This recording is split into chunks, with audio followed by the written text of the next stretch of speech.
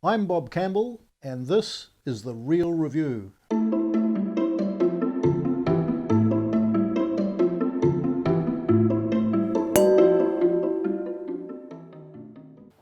Hello, I'm Bob Campbell, and I'm about to try the 2010 Pegasus Bay Prima Donna aged release Pinot Noir. It has a price tag of $120. 2010 was a warm, dry, no pressure vintage, a good vintage where there was no the wineries weren't forced to harvest before they felt the grapes were perfectly ripe. So it's a very good vintage from that point of view. The vineyard is on north-facing terraces, sheltered by the nearby Teviotdale Range, sheltered from this cold sea winds. So there's a barrier between Waipara and the sea, and that keeps the moisture down, reduces the risk of rainfall, and the temperature up. The vines on this vineyard are over 30 years old, and most are on their own roots, which is quite interesting.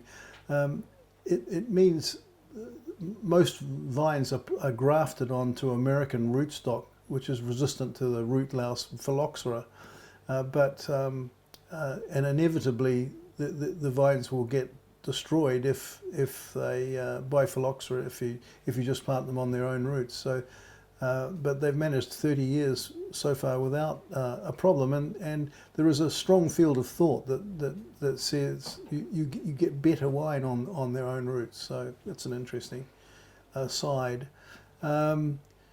Free draining, low fertile soil that reduces vine vigor and gives a bit of concentration, which is a feature, I think, of not just Pegasus Bay's Pinot Noir, but their wines in general.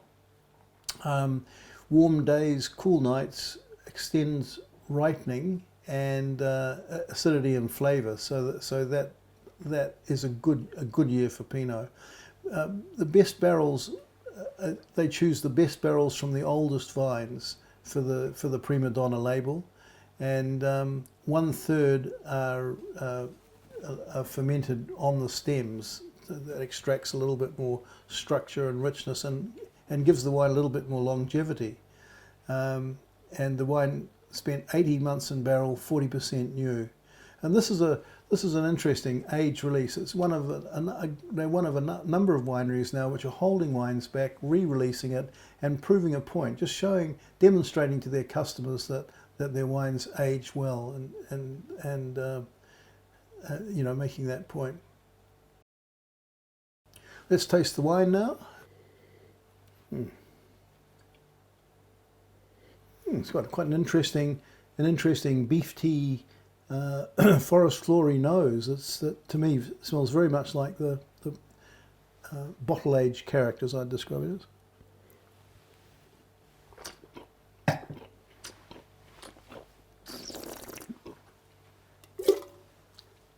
Lovely texture, lovely rich texture, savoury wine, and I'm getting layers and layers of flavour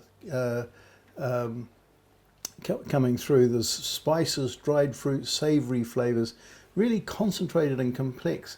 An absolute meal. It's not the wine you'd want to rush through. It's a wine that you meditate over.